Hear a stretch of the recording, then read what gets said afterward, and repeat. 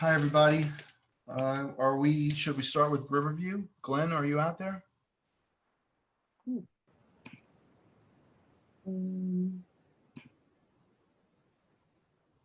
don't see Glenn yet. I just see Manuel, who's under new business, Betsy Haddad. Okay. Oh, wait, sorry, a couple more people are coming on now. Give me one second. Okay, there's Glenn. I'm gonna move him over.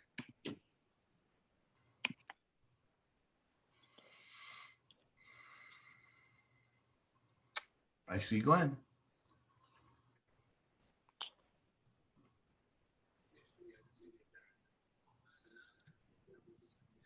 Hello. Hey, Glenn. So bring us up to speed. If I recall, the only thing I remember that was left to be done is the maintenance for that. Well, there were three things on the plan. If I could share my screen, I can show you them. I think I can show you them. We got too much going on here, and I'm not sure what's going on. Minimize this. Minimize this. Just give me a record planting plan. Okay. Pull it out, and I can blow this up. All right, now if I can share my screen. Okay.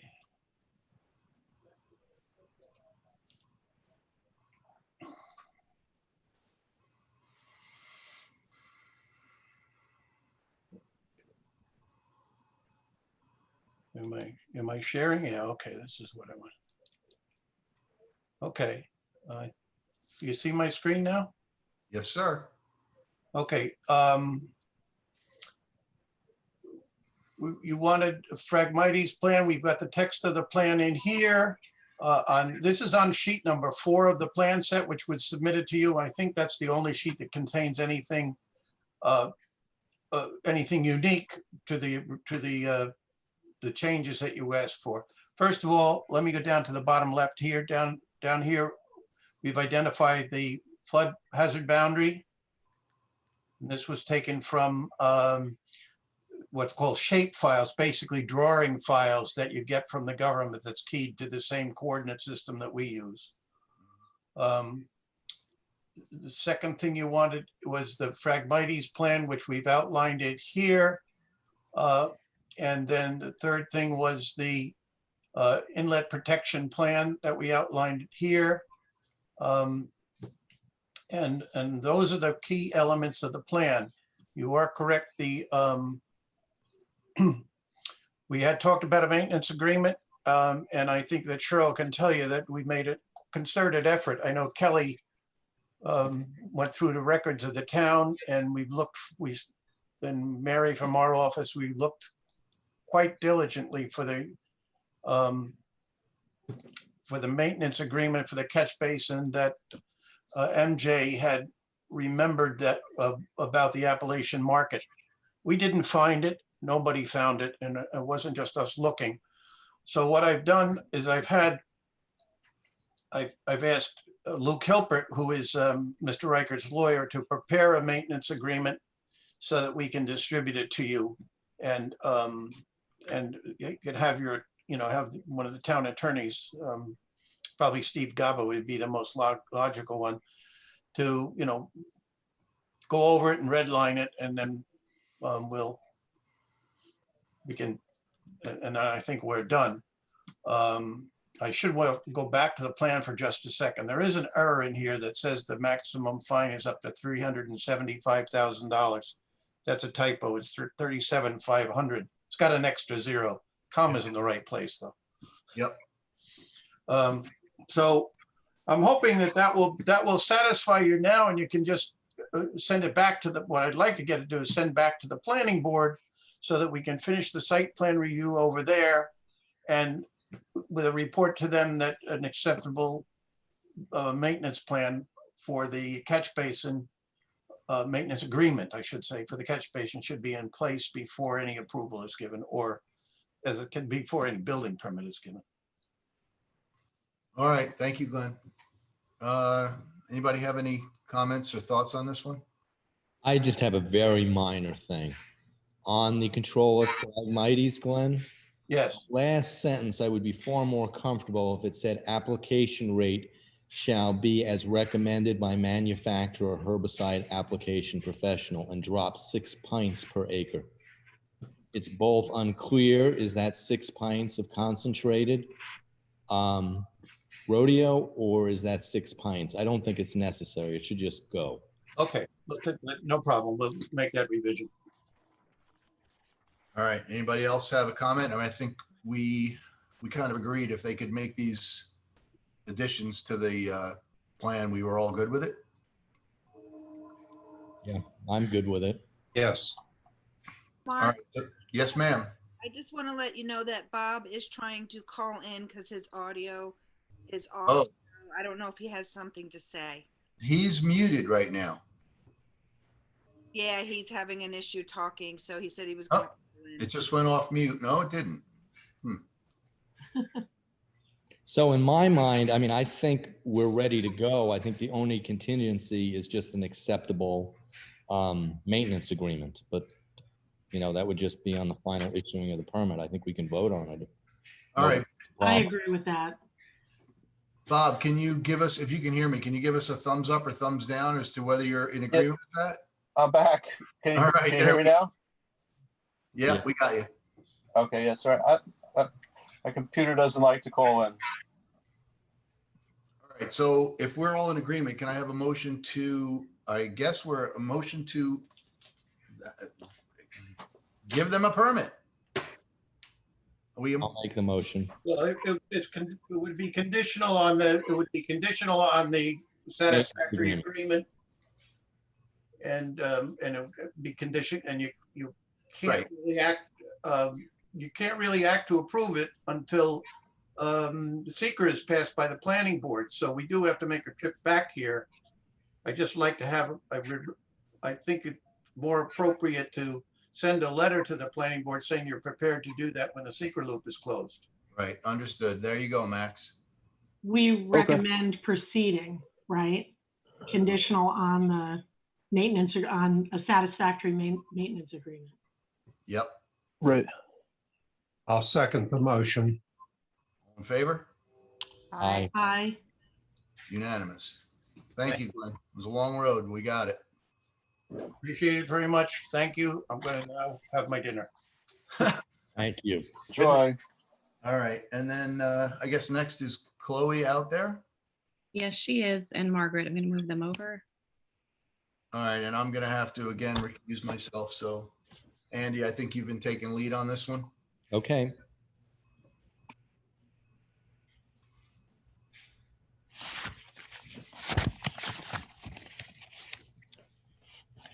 Good evening, Margaret. How are you? You're muted. Could we there you go. Hello, good evening. How is everyone? Good, thank you. So we had submitted a package back to the Conservation Board. If you want me, I can share my screen. That would be great. Thank you.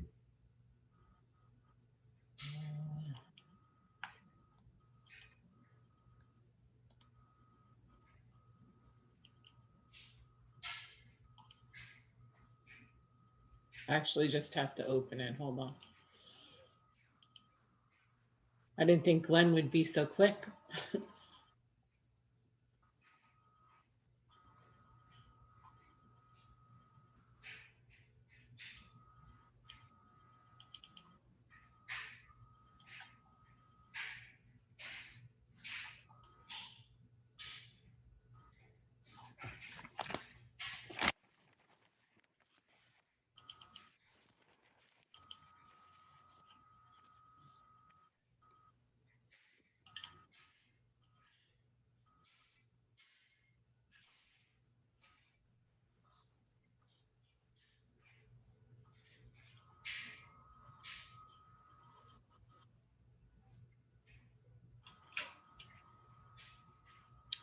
Is everyone seeing the plan now? Yes.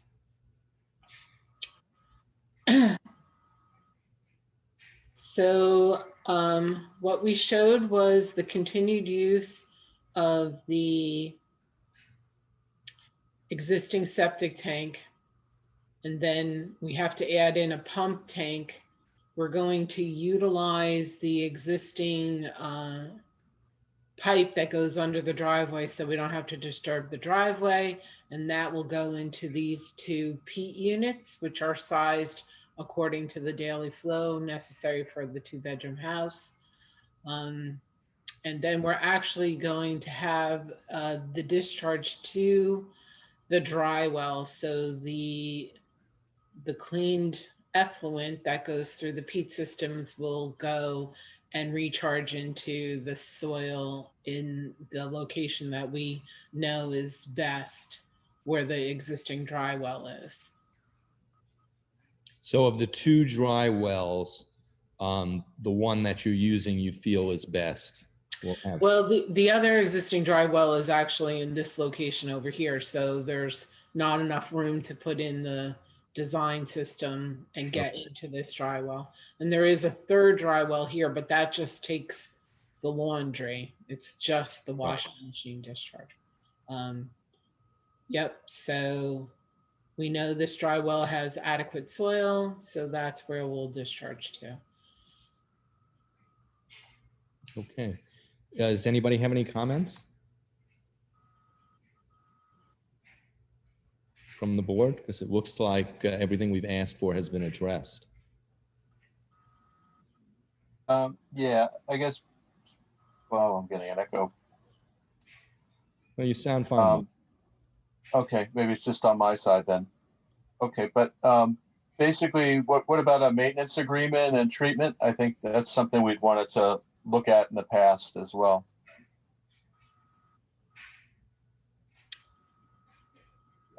For the peat system. Well, there really isn't much maintenance to be done to the peat system. You only have to replace the peat like every 10 years. Like every other septic system, you have to have your tank pumped every 3 or 4 years. Right. There really isn't. I thought it was more like 5 years with the last peat system that we had. I don't know if somebody remembers. For some reason, I thought it was 5 years, but maybe it's longer.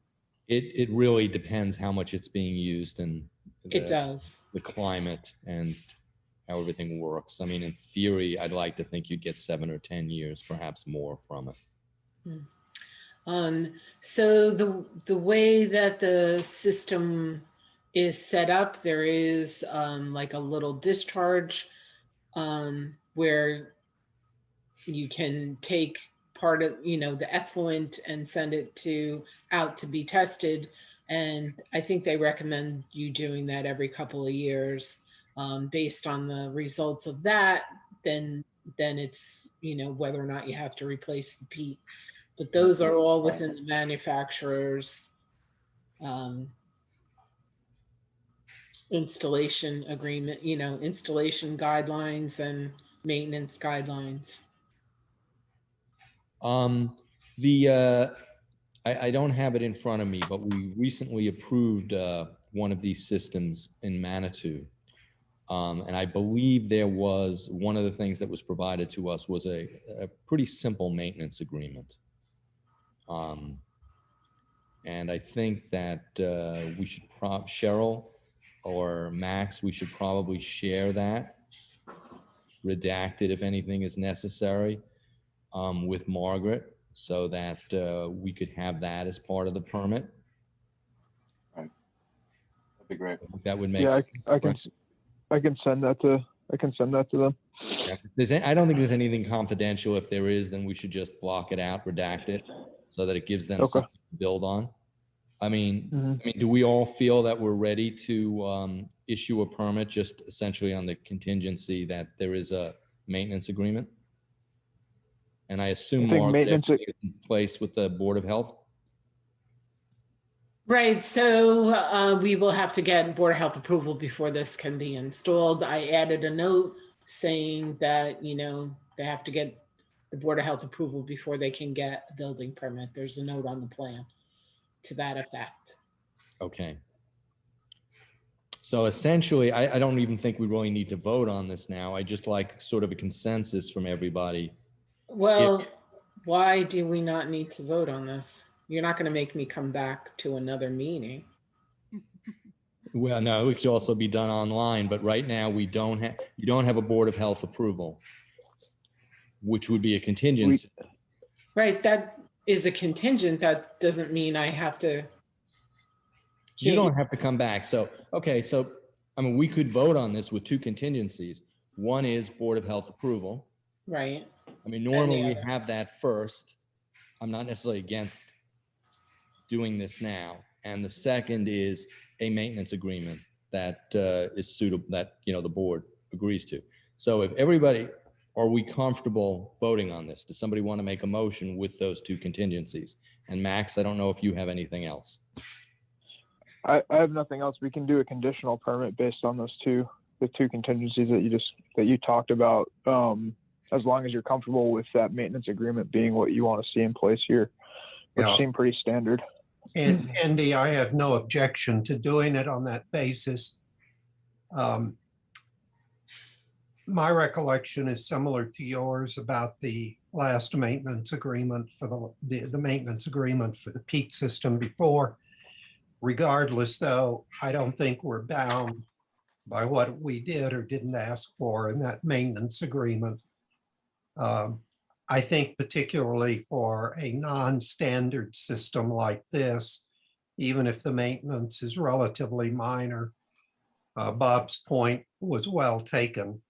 Having a maintenance agreement is useful to let the homeowner know what he or she should expect.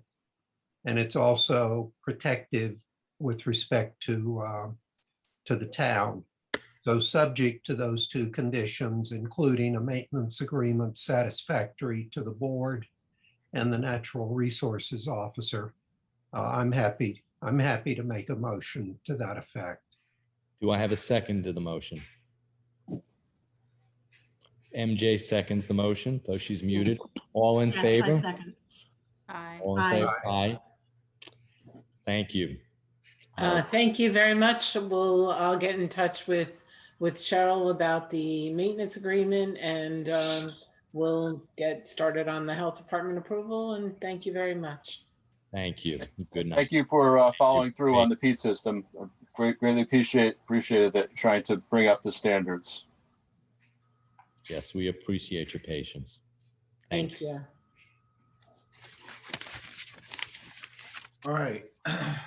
So we have a couple of new applicants. Haddad. Is there a representative here for that one? Yes, we have Manuel and Betsy. Yes, good evening. How are you? My name is Manuel Quesada. I represent KTA Architects, and Betsy is our client here as well. Welcome. Thank you. All right. Could you just a quick overview of the project, please? Sure, definitely.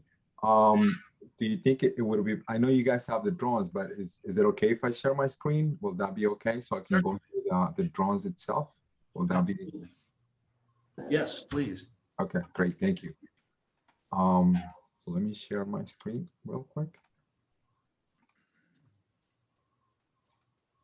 I'm not sure if you guys can see this. Yep, got it. Yep, great, thank you. So we have an existing property where it is pretty much it is a 1.5 story, I want to say, situated in here. I want to just zoom in real quick. Actually, let me share. I was actually looking at the existing survey. This is the existing survey of our property. It's a little bit of a different direction. So, but you can see the highlighted area where the existing property is right now. It's a 1-story and it has half finished basement in there. What we are trying to accomplish, now I switch back, I apologize.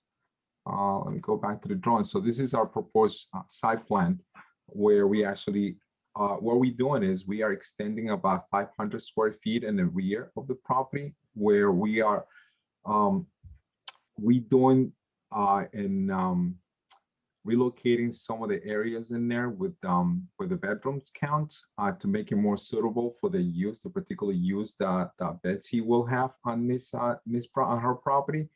So it's still one family. We want to keep the look of a Cape Cod look. I'm sorry, Manuel, can I interrupt you just for 1 second?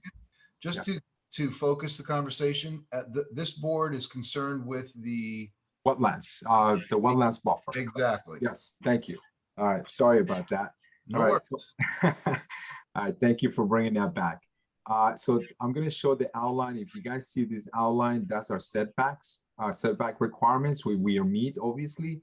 But here, as you can see, we have the wetlands buffer on each side in here, which you know, on the rear of the property, unfortunately, the setback requirements that we need, we don't have. We only have about 39 feet.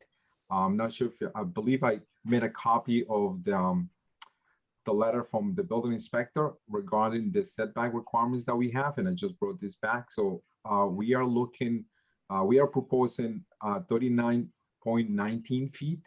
So we are within a buffer area for this particular case. So we are looking for a relief of the remaining of the 100 feet for that portion of that. So that's what we are here for. All right,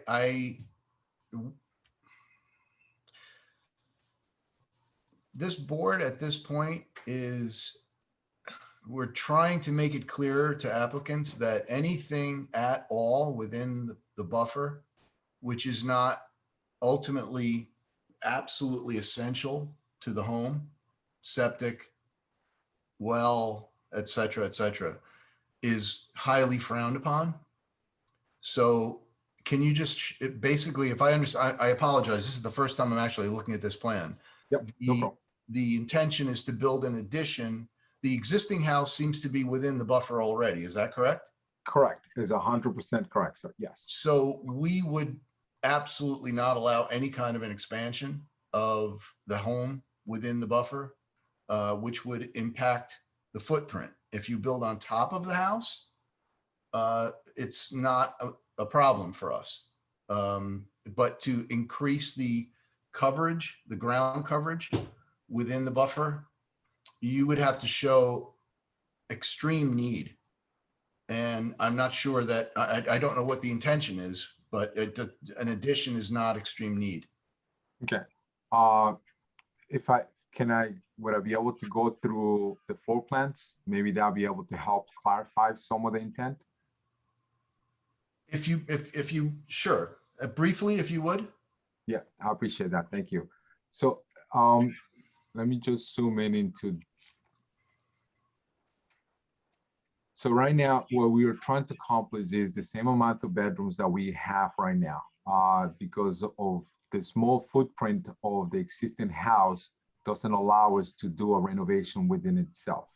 So we will have to expand to make more room for this. So what we are extending, and I totally understand what you're saying, is about 10 feet back from the existing encroachment. So we are trying to accommodate a master suite portion of that. And that's pretty much in sort of redoing some of the existing layout that doesn't work and doesn't accommodate the purpose of now, because due to COVID, you know, a lot of people tend to use their facilities a little bit more and try to rearrange some of the stuff that we have going on in here. So that, I don't want to, and I understand and respect your opinion. So that's sort of the intent in here. Because of what we have, it limits ourselves to go up a second story up for this particular purpose. So that's what we are looking for. Without the relief of the 10 feet within added to the existing encroachment, we won't be able to accomplish the existing layout that we have here now. Right. Okay, I understand. Unfortunately, I think that What this about is the other direction?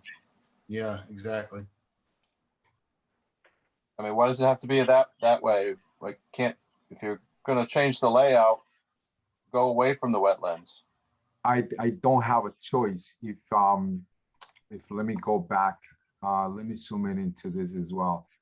Unfortunately, I have the wetlands buffer on this side as well. So my the wetlands buffer, it surrounds the property within itself. Oh, that's the problem with a lot of the homes that were legacy that were put in a wetland, basically, that there's really no room to expand. But, you know, maybe the front here where the stone walkway is, maybe there's some way that you could go that way.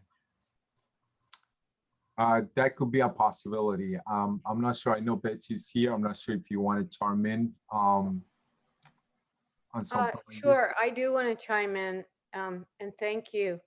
Yeah, this house was built many, many years ago as like a summer bungalow, and it's pretty small, but you know, I live here full time, and I wanted to make it to accommodate it for full time and for my family. I have 3 children, adult children, but it's a pretty small house, and you know, it's it's just a small house to have a full-time for my situation.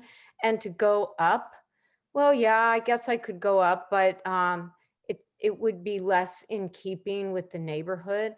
You know, I mean, we're you know, we want to keep it in keeping with the neighborhood, and I mean, it's kind of a historical, I think, a historical community of these summer bungalows. I'd like to preserve that look.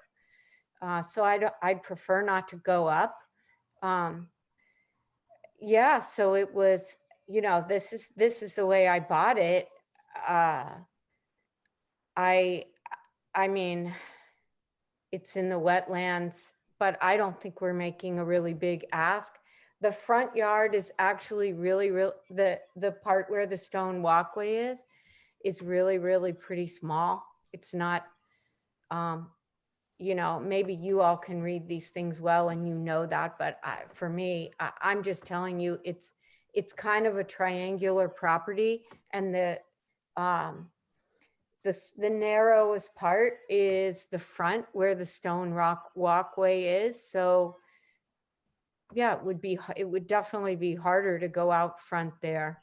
Yeah, and if I would make it very, very close to the other house. Yeah, and just that- I'm sorry, if I may, just one quick thing, and I apologize. If we were to go on the front of that, to me, you know, as is, we already have it. We are in front of the zoning board, which the zoning board referred to you board. If we were to go on the front, it will definitely encroach even more towards the front setback if we were to add something in here. So I'm not sure if, you know, either or. I think either solution, you know, we are in a small pickle in a way. So I think I understand, but the 10 feet that we are asking, and whatever the decisions that we can accommodate in regards to do the wetlands buffer part to be suitable to this board, I will appreciate your consideration on this case. All right. Go ahead, Rob. I'm sorry, I have this echo, so I'm never sure what's going on. So I got this proposed wood frame addition heated here in the front. So why can't you move the bedroom out there? You already got another addition in the front. Let me throw something out to you guys. Sure. In a lot of other municipalities, any increase in the nonconformity in terms of even volume is considered a no-go.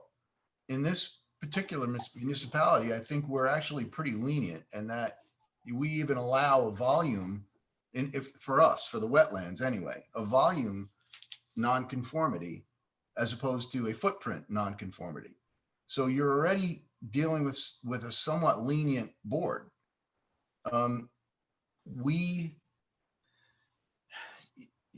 This is not something that is essential.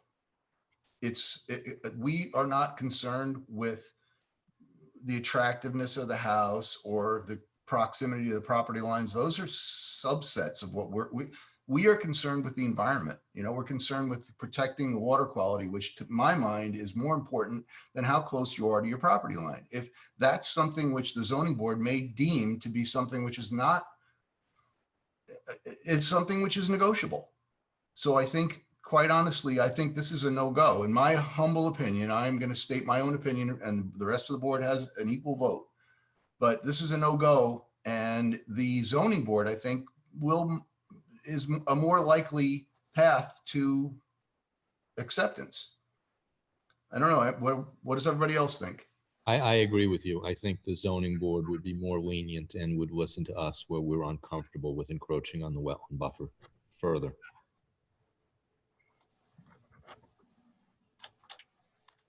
So at this point, that honestly, I think is a pretty fair assessment of the rest of the board, I suspect. So if, we would be happy to go look just so we're familiar with the property, but quite honestly, I think it's a no. So again, the other thing is, why is it coming to us after the planning board, right? So we were trying to get ahead of this so that applicants try to spend less money when they come to the wetland. Like, you're in a wetland buffer, so clearly it should have come to us first, right? But we actually, when we made the application, for the zoning board. First we did the application with the building department. The building department gave us the rejection letter. We went and that was the first steps for us to go in front of the zoning board, because we knew we needed some variance. When I was talking to Shirley, we were informed that we have to, pretty much the zoning board will be an introduction meeting for them to refer us to your board. So that's what we hear. This is our first formal presentation of this project to any of the board on your municipality right now. So sorry, this is the first time anybody else is hearing about this project. Okay, so we are the first then. Okay. Yes, sir. And, Yes. and I just want to say too, I respect your opinion, your opinions, but I just want to say too, that we really tried when we did this design to keep any expansion away from the stream. We thought it would, kind of a modest ask, but definitely we were trying to keep it away from the stream as much as possible. So I understand my whole house is in a unique spot and with respect to wetlands, and I want to respect the environment too, but I'm just saying that's how we were trying to design the house to respect the wetlands. Thank you, Betsy. As I said, I think I'd be willing to go look at it. There are situations topographically that, it's clear that there is no impact to the wetland. In a very rare case where it's very clear to everyone that there's no consequence, then, we could have a discussion. But I think,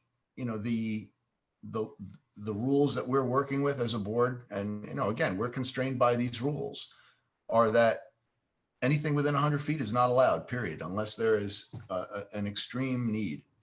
So again, we're reasonable, and we'll be happy to take a look at it, but I think you would be best served by looking at other options. Okay. And we do appreciate that. And I guess I will have an offline conversation with our client and see what direction we may be able to possibly go from here. But if in the case that if it's possible for any of you or any of the members, for you guys to visit the site, maybe there's a different, sometimes just visiting the site, it has a different perspective on what is going on. Will that be something that we could let you guys know after this meeting, or do we have to decide that right now? No, absolutely. If you would just go through Max, Yes. Max can get us set up for a site visit. Okay, no problem. Fair enough. I do appreciate that. I'll talk to our client, see if we eat our options, and we can take it from there. I'm sorry, I should have taken the screen off. I'm sorry, I apologize. No about that. worries. But I do appreciate your time on this. And now, pretty much, if just for my understanding, please, after this, do we have to, if we decide to, by any chance, go with the next steps, what does that look like in front of you guys? Do we get a rejection or maybe possible an approval if you guys, when you guys visit the site and says, no, this makes sense? How will that work? I mean, honestly, I think if we were to go look, the chances of us going to look at the site and finding something that is so out of the norm that we look at it and say, oh, this is completely fine, is pretty minimal. So my suggestion would be to come up with something else that goes into the zoning of it, the setbacks, because it's, I think your chances are better there. You know, again, if you want to come back, if we will happily look at it, but the rest of my board members, I know my fellow board members well, and my suspicion is that the consensus is going to be that we would vote no. So I respect again, that. Thank you, sir. I appreciate that. So if we were to move in a different direction, since that we are already in a non-conforming buffer zone for the wetlands, do we have to come back here? Let's say if we just stay where we are and we go with the addition on the front instead, we don't have to come back here. That's an automatically granting the non-conforming situation of the wetlands. if you are not within the 100-foot buffer, then that is absolutely correct. You have, you do not. No, what I'm saying is right now, as we know, we are in a non-conforming situation, even with the existing conditions of the house. Right, but if you are not increasing the footprint, you will still have to come before us, but our response is going to be much more favorable. I throw it out to the rest of the board members. What is your opinion on that one? I mean, I think we need to see what's going on. I mean, we can't just, ignore it. I mean, it was proposed, and we would want to see how it's going to be mitigated. The whole house is in the buffer, so could easily be in another buffer. If you go up, what you're dealing with is you're dealing with the same amount of infraction on the wetland. If you then improve your effects on the wetland by, say, taking the runoff from the roof and the runoff from the impervious surfaces, and you put it into a dry well, so that the water is not just running off an asphalt-based roof going into the stream, you actually are, in my mind, you're improving the situation. So if you will have to come back to us because you are within the 100-foot buffer, but if you present to us something which is clearly not a problem, you're very likely to get an approval, in my opinion. Yeah, no, and that's exactly what we're doing. We actually are proposing a green garden, and all the runoff we are going to be containing within our site. That's something that is part of our site plan itself. Even with this proposed plan right now, we have that in our drawings. That is part of our explanation of the exhibitions as well. So my concern is, if we decide to rearrange some of the stuff, some of the design here, and make it work with our existing footprint, is the board going to have more concerns of us, again, having a green garden, having mitigations of the runoff within our own site, improving all those things again that we're doing right now. Is there something else that this board may be looking for that we would like to satisfy, obviously, the board and their concerns? Max, did you want to chime in? I see you lighting up. No, I mean, my only thoughts are kind of to reiterate the point that, mitigation is something that we've accepted in the past too, depending on, obviously the overarching point here is to, you know, find what the board is comfortable with in terms of making the improvements that work for the homeowner as well. But I think those mitigatory measures beyond the rain garden is something that we can look at on the site by having that site visit. So I think that'll still be important. But if the footprint of the house is going to change, essentially, the site visit for you guys is just going to be important, maybe to gather information as to how the property could be improved if a permit is going to be granted in the future by this board.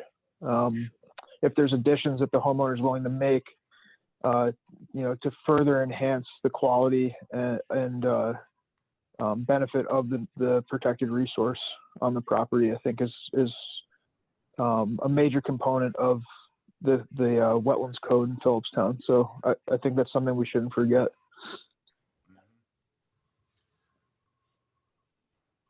All right, so Manuel and Betsy, I hope we have sort of left some doors open here. I think in summary, I think if you can come up with a plan that's acceptable to you, that goes, it does not increase the footprint, that's the best. If you come up with something that increases the footprint away from the stream completely, it's probably not going to get approved because we just, the increase in the footprint is just not a bad thing. But as Max said, if you counter that with a tremendous amount of mitigation, you know, it's certainly something that would be in discussion. I mean, unfortunately, that's what you're up against. So, Matt, if you want to set up a site visit with Max, we'll happily do that. Okay, that'll be great. Yeah, I'll reach out to Max. I'll talk to him, and then we can go. I mean, regardless, we have to come back here next month. We're pretty much presenting, you know, our new proposed plan, if anything, and the remediation itself. So I think I'll set up a site visit for you guys to see the site as well, regardless of what direction we're going to go. I think it's important for the board to see the site conditions as well. And then again, I'll have a conversation with our client and go from there. Very good. Thank you very much. I appreciate that. Thank you. Have a good night. Good night. Okay, good night. Okay, I think the next one is Diggins. Do we have a rep from Diggins? Yes, we have Thomas Lewis.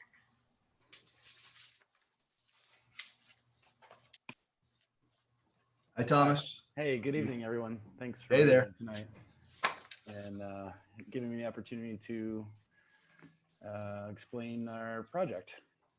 So I don't know, it's a invasive plant removal project, which occurs within the 100-foot buffer and partially into the wetland.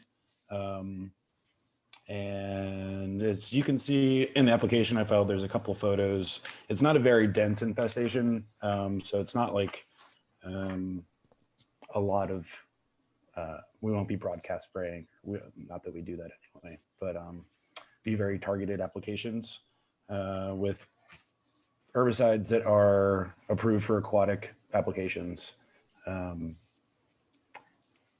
It's kind of, it seems simple to me. So I don't know, maybe if you have questions, I work a little better with questions. All right, thank you. I'll throw that out to my other board members because we have a few others who are much more expert in this area. Okay, great.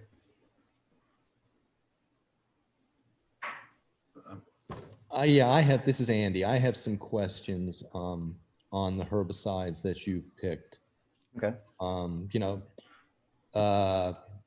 Phenoxaprop, claim extra for, I'm assuming you're using that for the stilt grass. Correct, but that's not actually in this this section. So this management plan is for the entire okay. management area, but not in that area.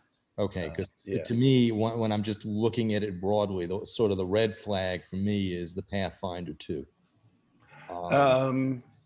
Yeah. Yeah, that to me is used for because I'm a licensed pesticide applicator. Okay. Okay. Yeah. So yeah. And Pathfinder 2 is for right-of-way uses, power lines, railroads, etc. It's really not a particularly environmentally friendly formulation, if you will. Yeah. The oil. I agree with you in a lot of respects with that. What it does allow you to do, and I'm okay with not using it in the buffer. We use it a lot when we go through and do a brush cutting treatment and then treat afterwards, because a lot of times the regrowth that you get from the plants is kind of spindly and it doesn't have a lot of leaf material to accept a foliar application. And so we'll use Pathfinder, which provides a very targeted treatment. And it is labeled, I think, for use where there's no water present. So, but we could avoid using it in this area. There isn't a lot of work in there that could, it could be done with cut stem treatments. And then if the foliar is sufficient, then with the foliar application. So, I mean, what would help me and probably some of the other board members, what's within the buffer area? I mean, the woody plants you're looking at is the Japanese, I'm spacing right now. Yeah, barberry and Japanese ornamental barberry. bittersweet. Right. And then the bittersweet, which the bittersweet, could be cut and just stem, treated with. That's what we would do. That's simple. The Japanese barberry is a tough one to get rid of. It really is. Yeah, I agree. And that's why, I mean, I do like, so in the lower section, there's kind of different areas, even in this area that we're talking about for this application. From the house down, it's kind of like a moderate slope. And that's an area where I envisioned using the Pathfinder on the regrowth. And then you kind of get down to a rock wall where the wetland proper starts. And there's a tongue of land that's a little bit higher. And there's you can see it in some of the pictures at the end where there is like a stand of barberry. And I figured that would be cut stem with either rodeo or the bassland. Yeah, because a lot of times the only trouble that we've ever had with Pathfinder, you just can't use it near water. And most of this area that's in that 100-foot buffer is actually a slope that is not it wouldn't be wet. It's not even like a sometimes wet kind of buffer area. Yeah, what makes me nervous with Pathfinder, because I had gotten a special use permit and didn't use it from the state to use Trichopia, I guess it was Garlon 3A, that's the oil-based. No, the Path 4? Well, 4, I forgot which 4 one. is the one that you can emulsify. You can mix with oil, yeah. Yeah, whatever it was. My permit was to use it to get rid of some large areas of, I'm spacing out, black swallowwort. Oh, with oil? Oh, okay. And I had done some research on it. Why did I want to use that? Because in theory, if used at a low enough concentration, it does not kill grasses and sedges. And I was worried about what would grow back. Yeah. But, right after that, I was taking a course up at Cornell in forestry, and they were talking about the problems with oil-based Trichopia in that, unfortunately, since it is a semi-volatile herbicide, it can do some damage to the overstory. So my question there is, how would you protect the overstory? Oh, okay. Well, so that occurs. Yeah, I mean, so when you're applying an ester like that you get volatilization, and that occurs in the parts of the herbicide that isn't absorbed. So, explicitly in the label, it says you can't get this on impervious surfaces, don't apply over 85 degrees. So there's like certain kind of rules on how you would apply it anyway. When you use Pathfinder 2, it's essentially probably the same as what you were doing with the Garlon, where you mix it with a basil oil. But you're applying it, like we have two different methods of doing it depending on how much we need to do that day. It's either with a backpack sprayer or with like a kind of like a small like pump bottle. And the backpack sprayer is outfitted with a low volume, with a low pressure CF valve, and it's a constant flow valve. So you're always applying it 14 PSI, and then we put a nozzle on there that kind of makes it very, you're not getting splash. You're not getting like, not getting small, the cat's hitting the computer. You're not getting small particles that'll actually drift and then like maybe land on a rock and start to volatilize. And also you're not spraying, like I know you're talking about, like we used to use Garland 4 Ultra mixed with water, which works great on black swallowwort. But you have to mix it at a high rate because so much of it volatilizes. Right. So it is a problem, and it's something that like I wouldn't do in an area where you're, we've done it in spots where the off-target damage is less of an issue, and I wouldn't be doing it in this situation in any case. So the foliar stuff that we'd be doing there would be with Bassland, which is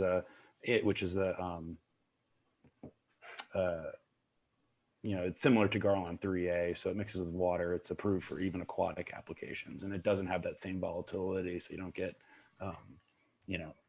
the same kind of off-target issues with volatilization. So I'm assuming most of this is spot treatment, so that we're hopefully leaving existing. Oh yeah, native. Because okay. Yeah, absolutely. That's the whole. I mean, if you went there now, you'd see. Because we did brush cut on the uphill area. We've already started some work there outside of these places where we need permits, and it's littered with blue flags, and we have some areas marked where a lot of our projects, we also do like rescue plantings where, you find underneath a bunch of barberry, there's still some spotted wintergreen existing or some hepatica or something like that. So we'll collect those, keep them, overwinter them until we've done some good treatments and put them back in there. So I mean, that's the priority of the entire management plan, is to maintain those natives there and then bring them in, not ornamental natives, like, the real, the stuff that, stuff they actually want there, I think. So. Can I ask a question? Is there plans to, once this is, the invasives are removed, to immediately plant with the good stuff so that it's not just a resurgence of the stuff that was there in the first place? Yeah, I mean, well, it's important to note, like, we're not broadcasting, we're not spraying, so it's not like a bare earth, like where we're just going to spray everything, it's going to brown out. And so Natalie does want to replant and kind of reclaim what's going on, what kind of her picture is, if you look north to the state parks land, it's a kind of a nice chestnut forest, and that's what she wants to mimic. We don't have a written plan. I think she's been searching for like a landscape designer to kind of help with around the house and work into this. And generally the way that I approach doing this work, if we're doing restoration, we actually do seed collection from the area or these rescue plants, and then kind of start building that in after maybe 2 years of control work.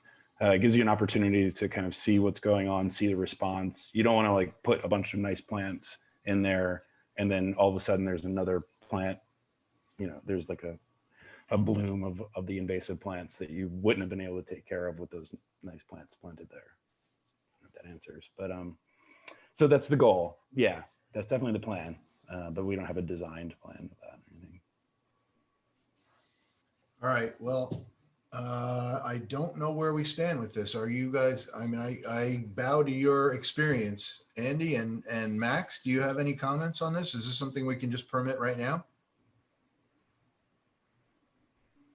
I think that, I mean, we've used Tom and his company on multiple projects in Philipstown, and I think I don't want to speak for Tom, but I think the essence of his organization is restoration ultimately, and responsible use of herbicides to accomplish that goal. So we've provided him permits in the past for projects, and we've repeatedly renewed those to continue restoration at multiple properties in Philipstown. I don't see his application wavering from any sort of methodology that he's used in the past on other properties. So I would advocate that if you guys wanted to take a look at the site, that's great. Otherwise, I wouldn't have any hesitations if I was in your shoes issuing the permits for this work.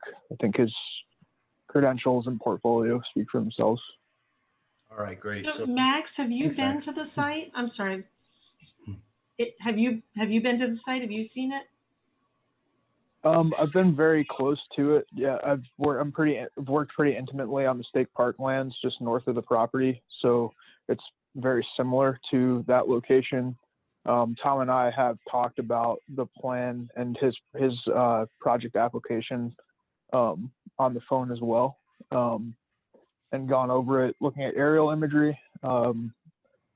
So I haven't been on the parcel itself this year, but I know what the landscape looks like. It's not very, very far away from places that I've worked in the past.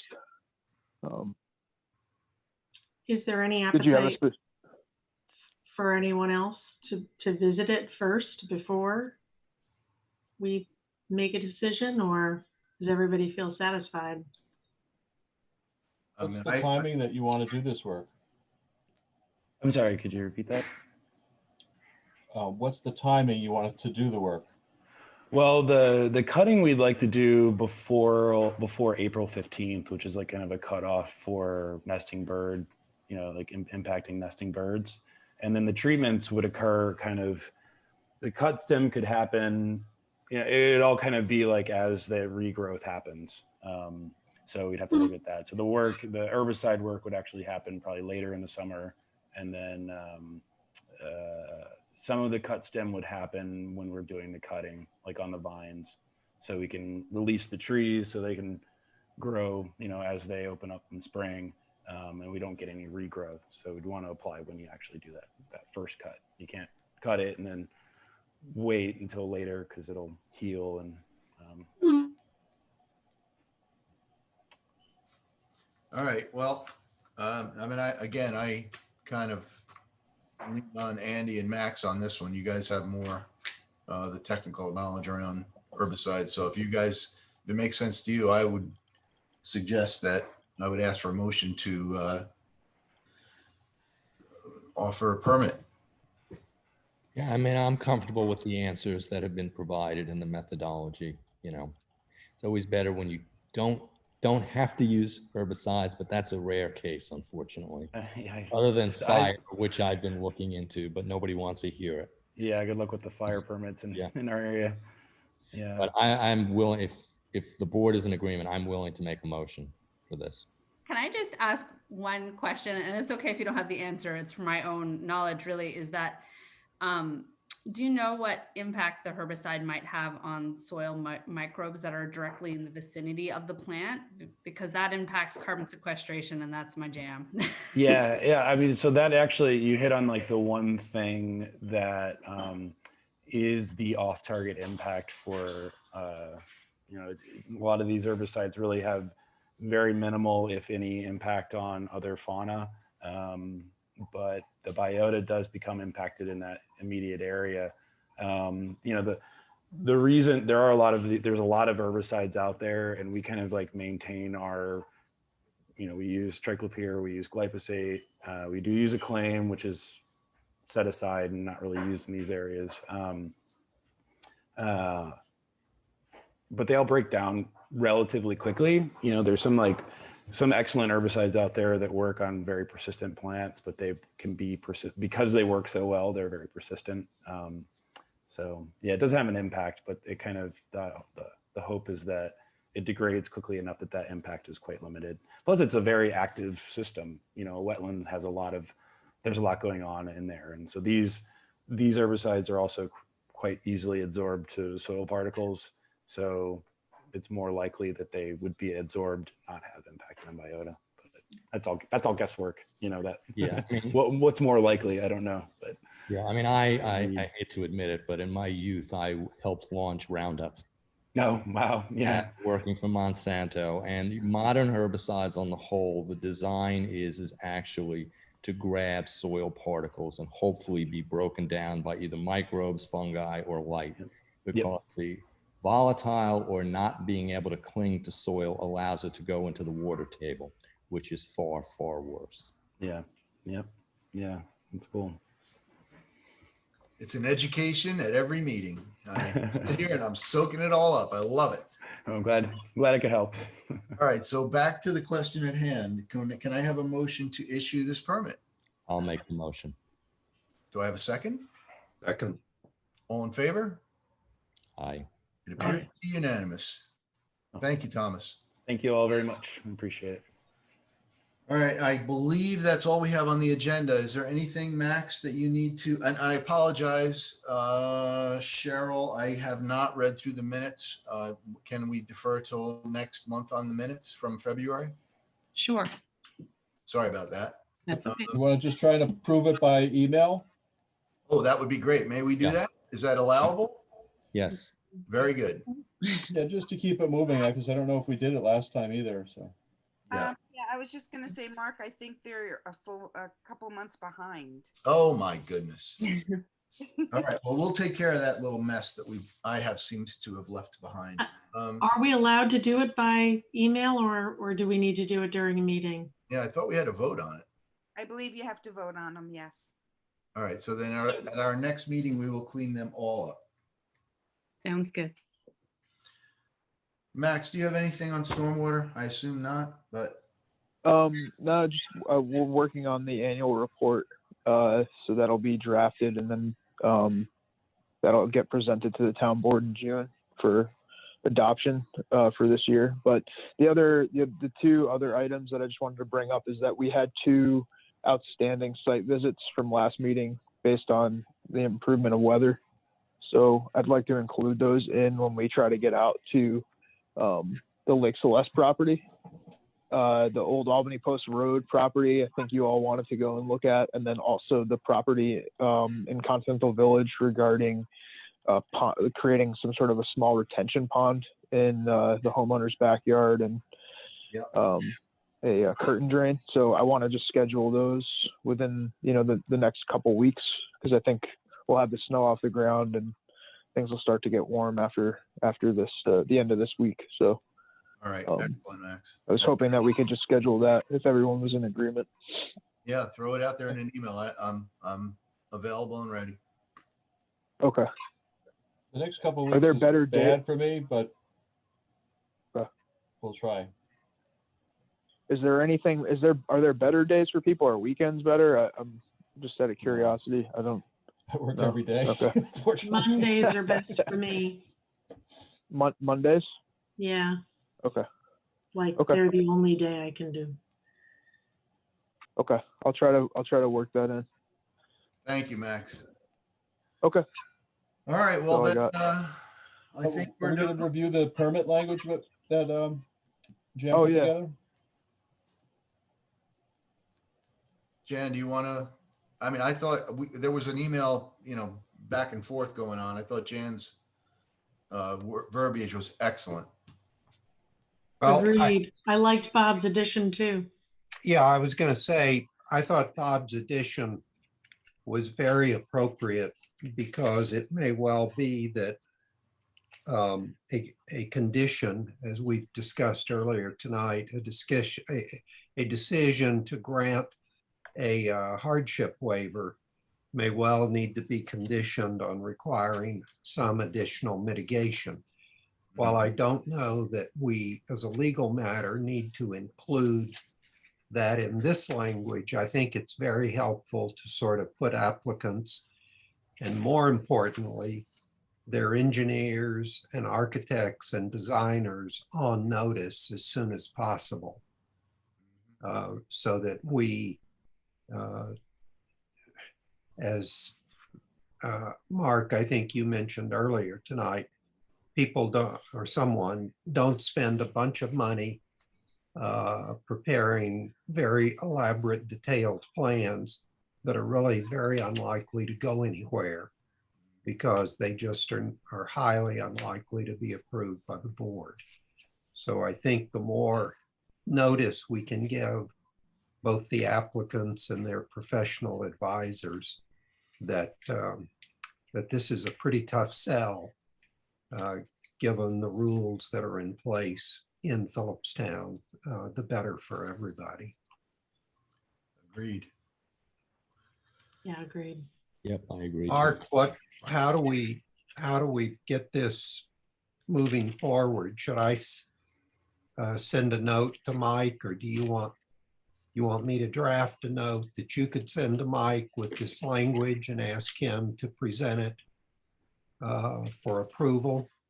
Yes, Jan, that would be great. I would be happy to, I will forward it along with our strong. Okay, I'll send an email and an attachment with the language with Bob's addition. Copy the board, and then if you'll forward it to Mike, hopefully we can get this approved. Absolutely.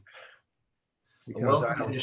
I don't think any of us like the kind of situation we had earlier tonight, where someone has done an awful lot of work, unfortunately, just going in the wrong direction. Yeah, and actually with somewhat in mind of trying to stay away from the stream, but just not understanding the right seriousness of the request. So, yeah. And I Does it think make to sense? add on, Oh, oops, sorry, go ahead. Nick. I No, was go just ahead, Andrew. I was going to say, does it make sense for us to put in the record that we all recommend the language that Jan has drafted for this, and that we're all in support of it? I mean, is there some, during this meeting, should we make a motion and vote that we're in support of this, or is that not necessary? I mean, that certainly wouldn't hurt. I mean, I can absolutely state that in my sort of email and say, listen, you know, the board has discussed this and we are unanimous in our agreement that this is a good thing and we would like to push it forward. I mean, I am not good with verbiage. So if somebody wants to. I'll do an email and circulate it to everybody for Mark. Because I think actually, MJ, that's a great suggestion for Mark to be able to say, this is a topic the board has become increasingly concerned about. It's a topic where we need to do a better job of giving the residents of Philipstown advance notice. Many of them either don't know about the rules at all or don't understand that we've been directed to apply those rules, and that it's not a perfunctory thing to file an application and, oh, you'll immediately get a waiver. That in fact, applications are hard to get and you have to meet the criteria for them. Yeah. So I think that kind of explanation and a note that the board unanimously approved the attached language, which represented input from the entire board. For Mark to be able to say that and send the language to Mike and ask him to present it for approval would be sounds to me at least like exactly the right way to go. Thank you, Jan. That would be great. I will happily do that. Terrific. Do you think, Jan, do you think that this could open up a bigger discussion in regards to including this into or amending the Chapter 93 code? Absolutely. Okay. I think that that's probably something we should do. I think that's a great. That's the next step. Next step. Right? Yeah. Yeah. Because the changes to the permit itself are pretty, I believe are pretty easy, like with this text. I believe when Greg came on, he was able to change building permit applications and their fee schedules, just going through the town attorney and then having them adopted by the town board after everything was kind of glanced over. But I think having it solidified in the code will help us even more so and build off of that. There's a lot of discussion in the code regarding mitigation and the use of mitigation for us to approve permits or the board to approve permits. So I think adding that language would help clarify that even further. Perfect. And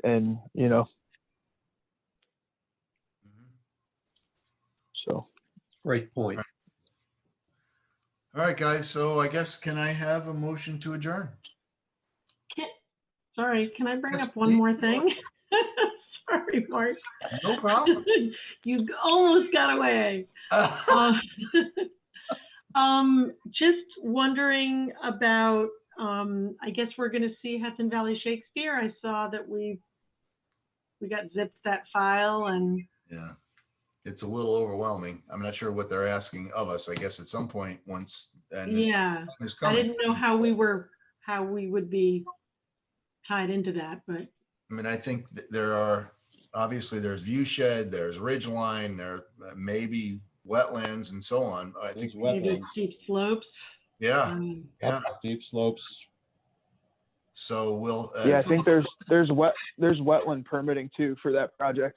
I think it came to us as a referral, so I can reach out to Ron and see where they're at.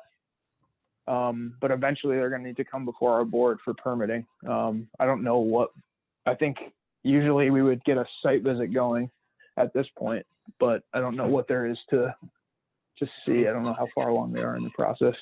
I think unfortunately that, I mean, the snow is still a little bit, you know, it's tricky to walk around, but I think we're going to need some guidance. And I almost feel like we may want to do, get some consultation in all the different aspects that we're going to be asked to look at. MJ, you may have probably the broadest overview of some of the specific things we're going to be asked to look at, you know, all of the overlays. You know, I don't know why I'm saying that. I just feel like you seem to be Well, I remember when we worked on all those overlays. Yeah, in that little building over on the bottom of Avery Road. Yeah.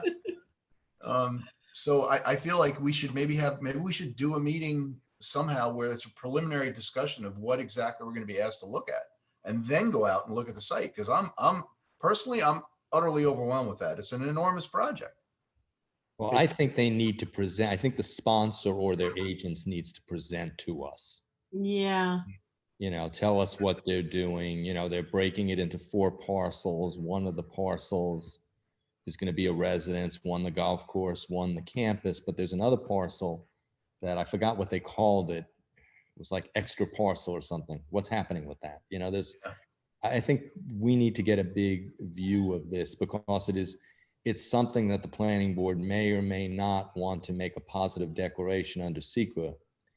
And if that's the case, either way, it still needs to be reviewed as a single project, not in stages. So somebody needs to present to us so that we have an idea of the whole project, and then we can see where we need to advise, where we need to permit, and where we're not involved at all. That's my feeling. We're also trying to get the natural resources inventory into law, which could affect also how we even look at this project. I mean, Max and Roberto spent months putting together this whole natural resources inventory for us to use to make these, you know, when we make these big decisions. So I don't know. This is not going to be a small project. Yeah, it's critical. MJ, remember, I mean, this was one of the parcels we put in as one of the most critical parcels in town. So yes, we did.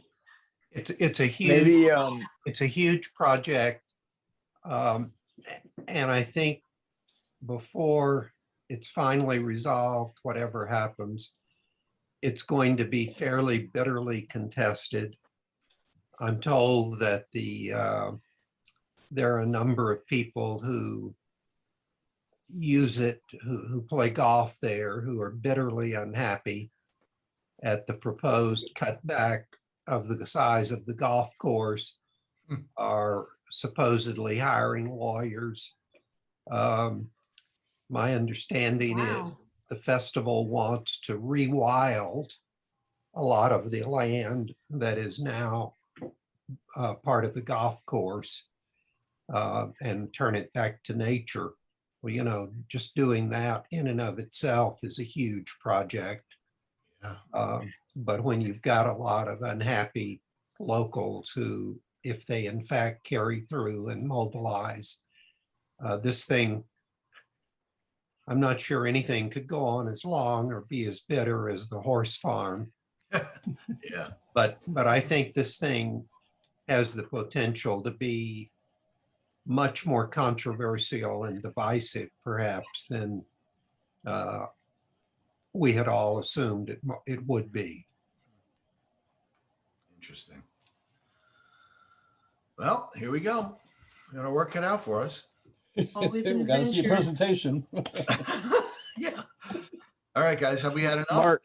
Yes. Mark, do you want me to draft a memo to Neil regarding this and just say, I guess, reiterate the concerns that were brought up. And, you know, that we would like to be just like kept apprised of everything and, you know, Yeah. if appropriate, you know, have representatives present to us at you know, when necessary. Yeah, and maybe even on an ongoing basis, so we're not just barraged with, you know, a giant 6-inch thick pamphlet all at one point. I think it would be helpful, Max, if all of the town boards that are ultimately going to be asked to weigh in on this got notice anytime the Shakespeare group or their agents are making presentations to any of the town boards. Because I just think, Okay. speaking only for me, this is so complicated and seems like such a big project. I think it's going to, I know it'll take me a while to sort of get my head around it, understand what they're doing, what all the implications are. And I think the more opportunities that I have, and I suspect others on the board may feel the same way, to hear from the people who are designing the project and can explain it, the more helpful it would be. I think there's another value to that. I think you're absolutely right, Jan. I think the other value to that is that the sponsors of the project and the engineers that are working on it, if we can get all the boards to hear the same presentation at the same time, then there's a unity of message that sometimes gets broken down because we hear what a sponsor makes or an engineer thinks or an architect thinks we want to hear. And then they tell, and then the story is slightly different when it goes to the planning board. That is a great all point. Being together would be wonderful. That is a great point. Brilliant. Now, how do we make that happen? You can imagine, how many boards do we have? 3, 4?